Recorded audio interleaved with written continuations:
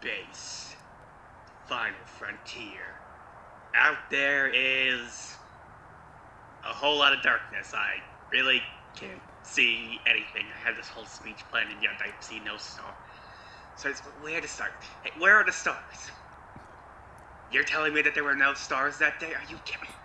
And this whole speech about friendship and stuff and all that stuff, and you're telling me we have no stars? Just get going, please. Go. Hello again, welcome to another Toku Ramblings. We finished off the early Heisei trilogy of writers shows with Kamen Rider Fourze.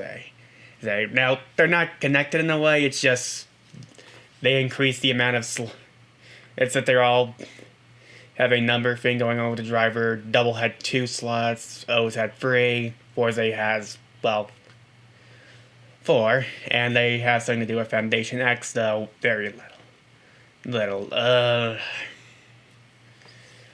This one's one of the harder ones to talk about. I can more or less say this. I liked Fourze. I really do. It's an extremely charming, fun season, but at the same time, it's kind of starting to wear that early Heisei Phase 2 formula a bit thin.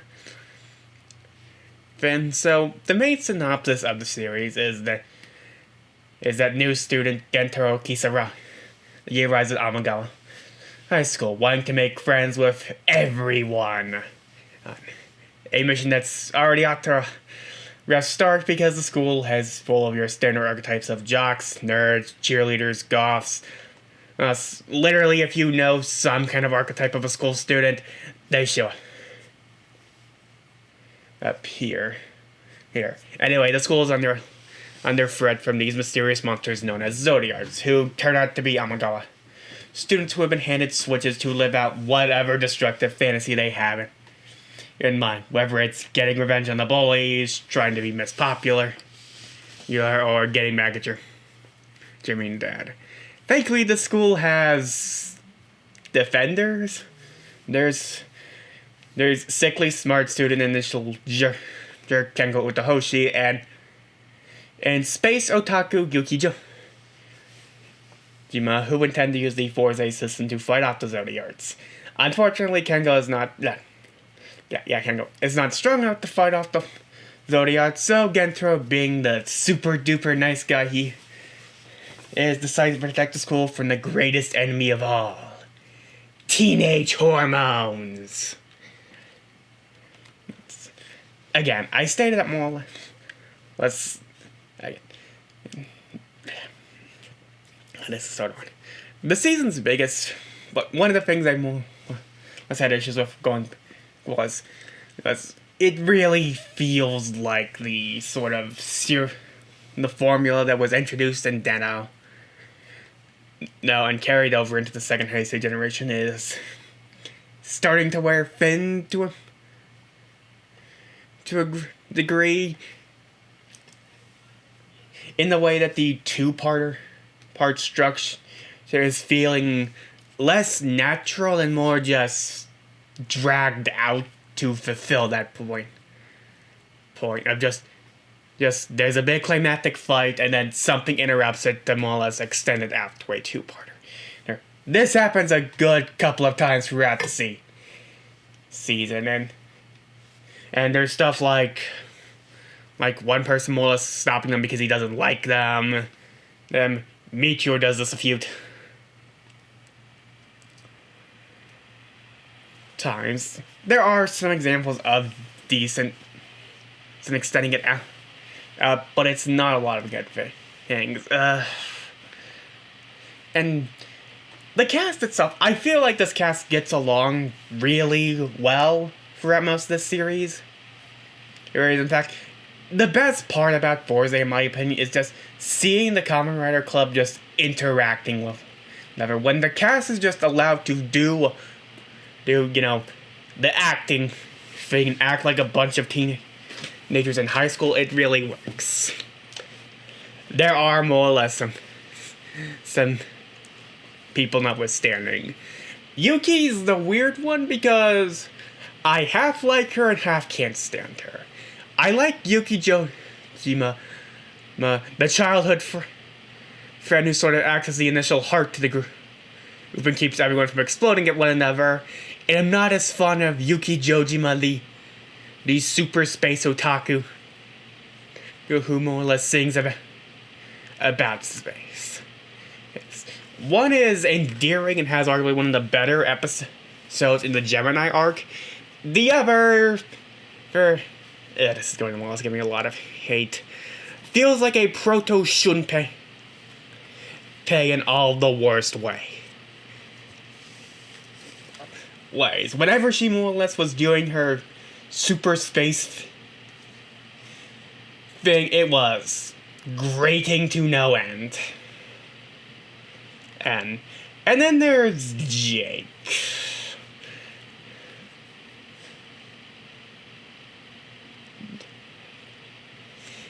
Who, again, is annoying in the more specific ways. Like, I like the idea of more or less his focus episode, so showing a difference between relationships that actually matter and the more shallow ones, and how his shallow relationships nearly bit him in the ass. But he has this weird focus just near the end of the show that turns him from the group gossiper and an information grabber into a weird wannabe rock star with parental issues, since his friend is a Zodiac who more or less tries to restart their band, but more or less is willing to do it even though said band member is causing issues. It doesn't really endear me to him that much. A lot of what I think Fourze does best with this cast is more or less taking those initial stereotypes of high school, the pompous, popular chick who in reality hates how everyone just wants to be her friend because she's Little Miss Popular. And it showed signs of more or less potential deeper stuff. And I think that's one of the things that really helped to make Miyu stand out so much. It was taking a caricature that we had 3 whole episodes to know about. That I was like, we're not doing this. And I like that Miyu is the kind of character who does not take anything and is willing to more or less step up to deal with it. And the relationship she ends up building with Shu, not as, the 2 big popular characters, but an actual relation. Okay, I really wouldn't call it relationships, but I would more or less call the High Queen and her manservant who constantly simps. I wouldn't call it constantly simping. I'd more or less just wants to more or less capture that emotion as sort of a thing. And Shun has an issue. I liked Shun, but a lot of his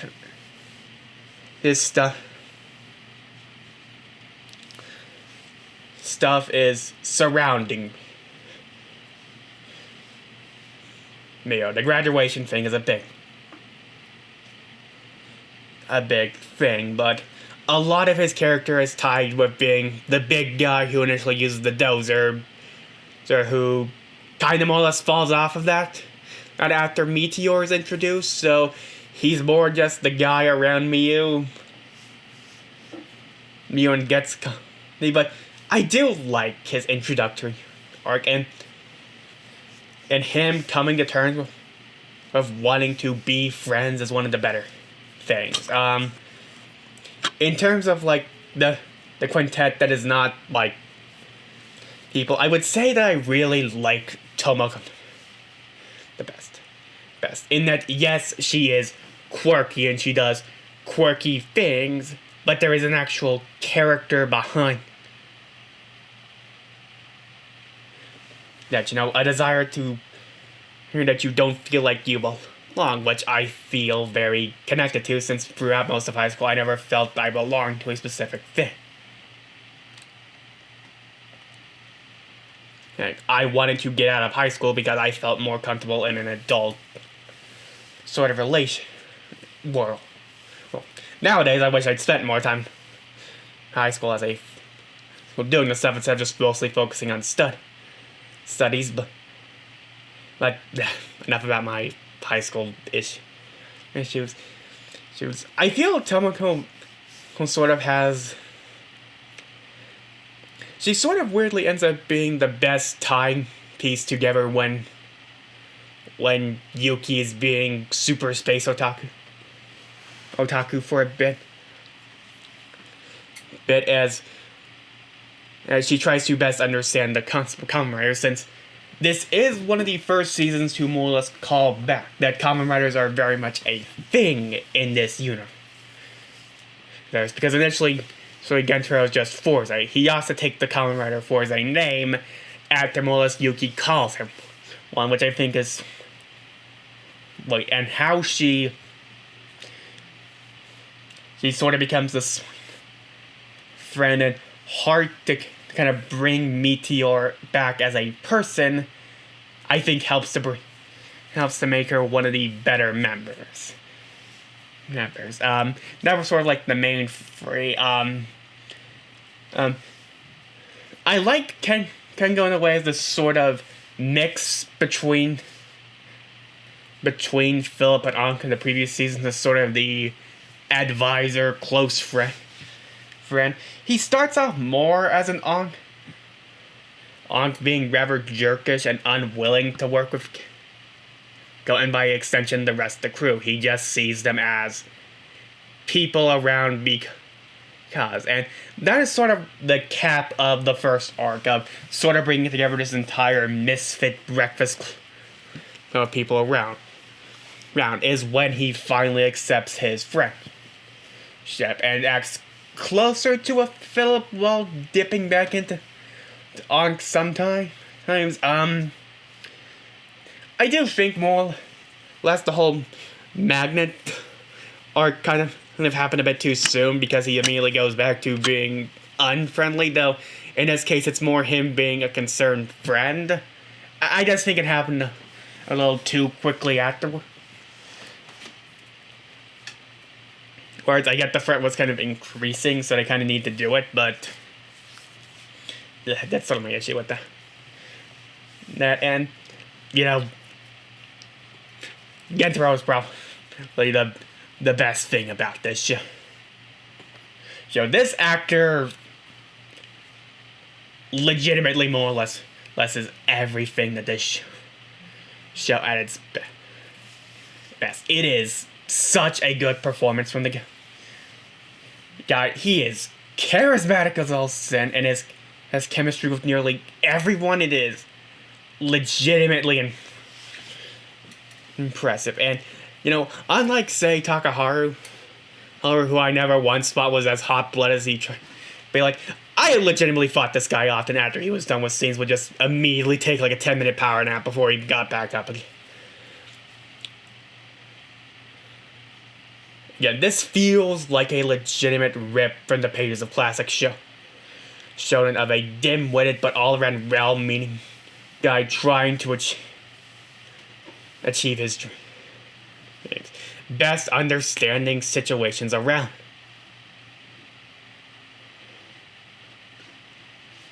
He isn't willing to admit faults when he does have them, and sort of serves as an antithesis for what high school can feel for some people. You're going through puberty. You have all of these new things that are going on, like clicks, crushes, everything feels like. But Gentaro kind of just cuts through all that. He knows what he wants to do, and he tries to help people feel that. Why? That he's always willing to help people, even if they don't want his help. And I think that's a perfect example of what a writer is. Someone always willing to help people when they don't want it. As for the secondary writer and reviews, say he's. I do like him, but I do think it's very clear that he is a retread of Ryutaryu from Dub. A young man with clear anger issues looking for a very specific monster. Monster of hopes of achieving something. Though that is sort of where the similarities end, because whereas Ryu kind of immediately became friends with the group after the initial arc when he nearly killed a woman. But Ryusei doesn't really become immediate friends, as he doesn't let on that he is Meteor for a good while, and wants to use the Aries Zodiac to wake his friend.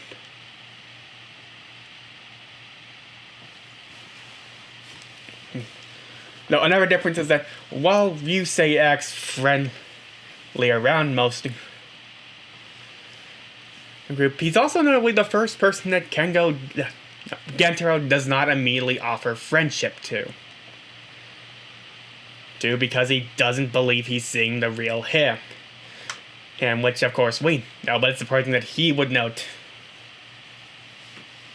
too, and not counting one-off villains who are complete creeps. It shows that it's never shown, being a lot more known.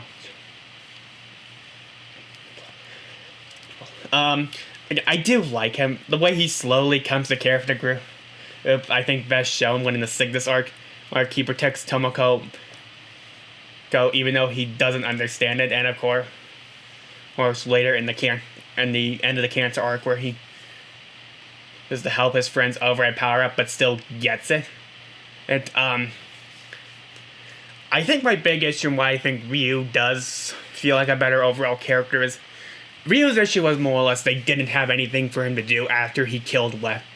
The issue with Ryusei is that his whole arc of hidden spy thing, I think, goes on for way too long.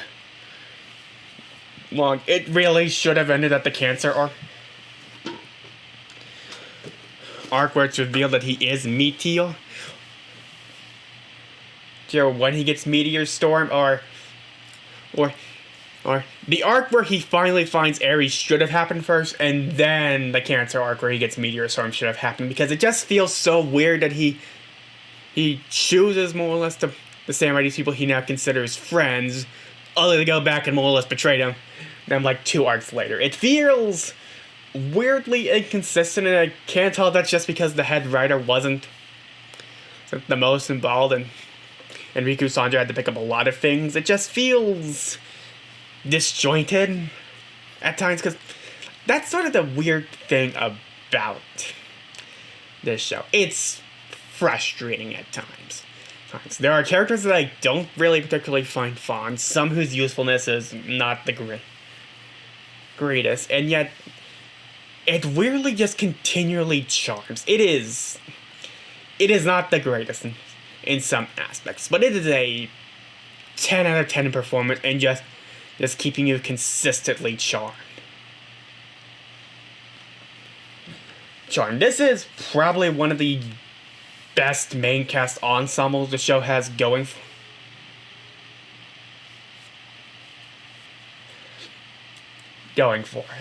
it. The side characters besides them are mixed. Right? I think Osugi is an initially good, spade and switch, though after that he's kind of just comedic relief and just overreacting with the suspenders and continue. Then, I think a lot of the students that we see post are the initial, some of the trio we see for the graduation arc are nice to see from time to time, but they don't really amount to much. I think the biggest offense has to be now Nagasawa's character, who becomes a teacher at the school, is shown combat experience and is never seen again. The Zodiarts, I'm mixed on that. I think as week-to-week monsters, I like the pettiness of what each high schooler no, unlike say Wizard, where I didn't feel the Phantom's things, like stuff like the boy who Les tries to kill all of her school. That makes sense for a teenager because, well, teenagers are the worst. I say this before, but they're an amalgamation of hormones and emotions that you haven't fully understand yet are going through, and is the worst part of. Like, no matter how much people say that high school is the best years of your life, no, you are a cavalcade of emotions that are too frustrating to imagine. I like those. The main horoscopes are shake. He's sort of the creme de la creme of them, because despite being, the Big 12, only really 5 of them kind of matter in the long term. There's Serena, who's kind of like the Nazca, is that the Kiriko, like the first arc sort of villain we see, and more or less I like when her role kind of goes to the next one. When I like the thing of a lot of her choices are less about potential and more outright by just indulging people's worst fantasies. But like, she's standard early generals that are fine. The school principal hey, I like how he just exudes a lot of charisma, and now he's a bad guy, so you just want to Jim. I do like the kind of the thing of, we initially think he's kind of a respected man, but just sort of becomes the Zodiarc's butt monkey, especially after other Zodiarcs are introduced.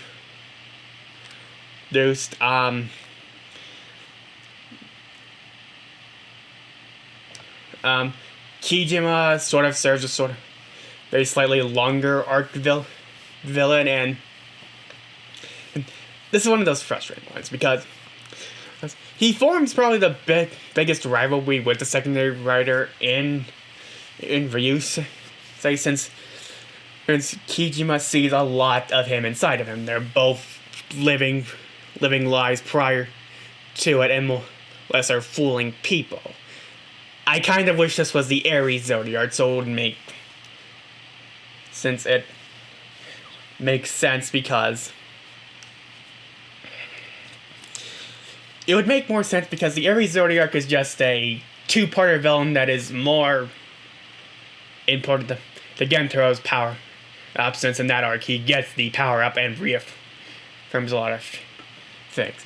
I really feel like Kijima should have been the Aries, or because that would have made the whole Meteor Storm power up mean a whole lot more, in my opinion. Like make whoever is the later Aries Zodiac, a fraud. Like, whatever is kind of like the fool kind of zone, or to make him initially believe, so he can more or less have him as an ally, and then Kijima is actually Aries. But I do like Kijima kind of just this smug, arrogant kid, like probably I was in high school.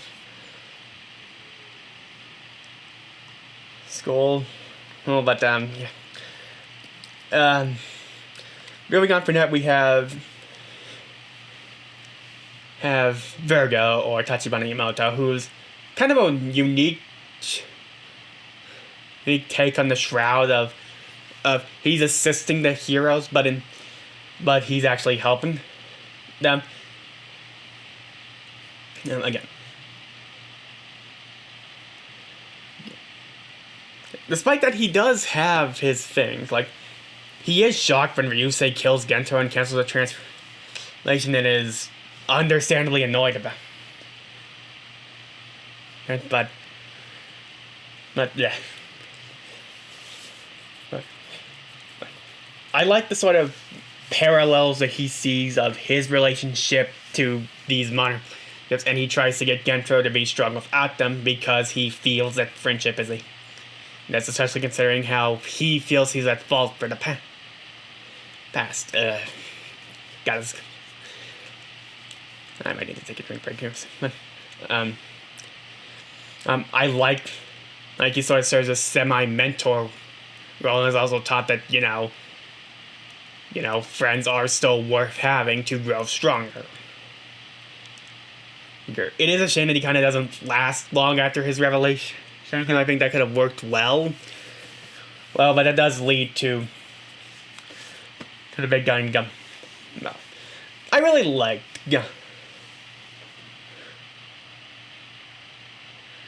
Gummo. He's sort of like this mix of both he feels like sort of an antithesis to the previous villains in that unlike them who had very... He sort of has Ryubei's noble goals, but doesn't really have the nihilistic views that Kane. Yeah, his plans do end up ultimately causing the destruction of Japan, but when you understand what he wants to be, is that he's the kind of guy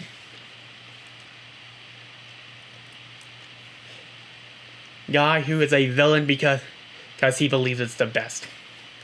Like outside of it, he's a surprisingly jovial man who wants you to just taste his soup and make sure it's good.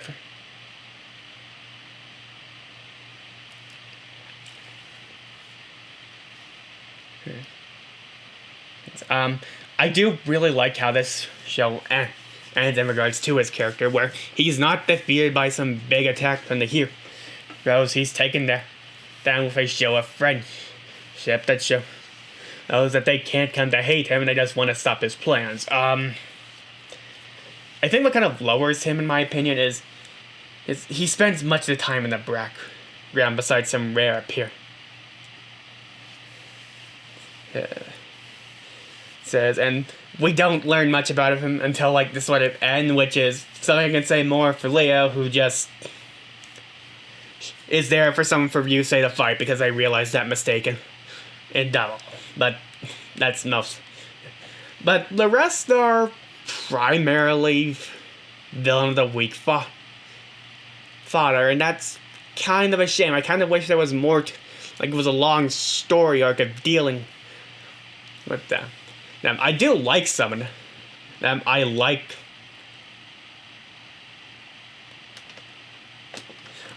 the Gemini arc. I like the Aquarius arc, which are, in my opinion, two good examples of what Yuki could be when she's not the super space otaku. Taurus is a really funny time, but we don't learn enough about them, in my opinion. And so, again, you get back to that frustrating thing I have about this season. And that semi carries over to the suits. I think the main suit is actually really solid. I think the white is neatly balanced out by the black and orange accents. It has really evoking the space motif that they had going for it.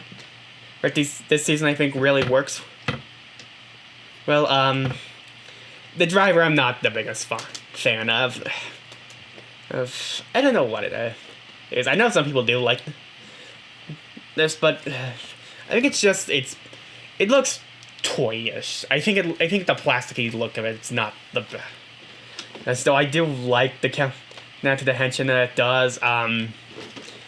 In terms of other forms, I think Elec and Fire are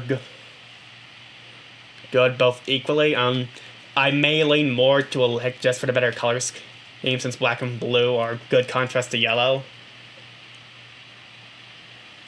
I think Fire... I don't think Fire has much. I do like the detail that the right arm and legs don't change colors, because Because the switch is specifically for the hand, which I think is a neat little... No, because it's not unfinished, it's just the whole suit thing. I could say it sucks. I really don't like this form. It's too bulky. It feels unfinished because it starts at the top, but it just goes back to being a standard suit on the bottom. It just doesn't look particularly great. Right, I really don't have much to say. I really hate this. Cosmic's good. I really do like Cosmic. The blue is now primary. It's a good color choice now, contrasting white and black as the background. The additional armor is good. I wish there was a better way of showing the other switch types besides just the stickers on. Either have that or just more or less have a Cosmic kind of decal on it. The sword's kind of cool too.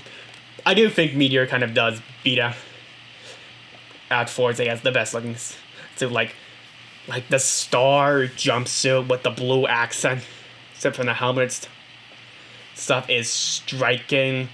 Getting Meteor Sword swapping the black out to make blue the primary color, and black is completely gone in favor of yellow. Yellow, it is spectacular. Where it kind of makes Hyper Beast look a lot more inferior in my opinion. And I do like a lot of the Zodiac designs, which I think are arguably the most quality and consistent designs from the initial trilogy. I really don't think there's a bad design out there. But the Zodiac definitely had the best designs, with Aquarius, Virgo, and Pisces being probably, I think, the best looking. I don't really bring up a lot of the soundtrack, but that's how I like main themes. But this series is full of a lot of peppy, invigorating team pop that fits really well. The main theme was one that kind of grew. When I first listened to it, I wasn't. I think because I listened to a version of the song, like a cover of it, and I liked it a lot more in the first listen to. I think the issue is just the singer kind of sounds a little too nasally for her own good, and again, that's just a personal opinion. But outside that, bounce back is really good. Cosmic Mind is really there's a lot of solid tracks next here, and again, this is a frustrating sort of thing about it. There's a lot good with Fourze. I like the main cast ensemble most. The main suit designs are good. There's a lot of good episodes. I can name a few. Mio's introduction, the episode dealing with the creepy stalker, feels like a good cap to the arc. Yuki does get really good episodes like the Aquarius and later the Gemini. But then there's stuff like the introduction to Ron and Haru, who despite becoming members goes nowhere. There's Jake's musical episode, which introduces probably one of the dumbest reasons why a form can't happen, because if Gensro's friends are not with him, it apparently means cosmic form can't happen. Look, I get to see one of this big season's themes and motifs is friendship, but I don't like that. No, and again, Jake and Yuki, the super space otaku, get on my nerves, and the villain's plan feels very reminiscent of Wizards, which technically that came afterwards, but I watched this after I watched Wizard after. And feels very evocative of this. God, this is gonna get me a lot of dislikes if it does things we're still being, but more is probably on Reddit. I'll probably get a lot of down. In a lot of ways, this season has a lot of proto Wizard elements that made that season probably not as well liked. But I think the difference is that this season is a continual charmer. Throughout everything, I never once, whenever it felt like it was losing me, it kept reminding me of how charming it was. it's like that performer in school. He doesn't often land it, but when it does, it just so happens to do so. And I think that's sort of a way that kind of makes this a season I could recommend as a decent starting point for Kamen Rider or maybe Toku. I don't know what it is. Maybe it's just the uniqueness of it. The school setting might evoke feelings of Power Rangers for some people, but yeah, Fourze's good. I could have more or less just said that and more or less saved you about a half hour of me rambling. But yeah, I would recommend this. And now we have like 2 movies since I already talked about the Tyson. I'll probably more or less talk again about Naba. But yeah, as always, do the usual things to make the YouTube algorithm happy with me, and we'll see you then.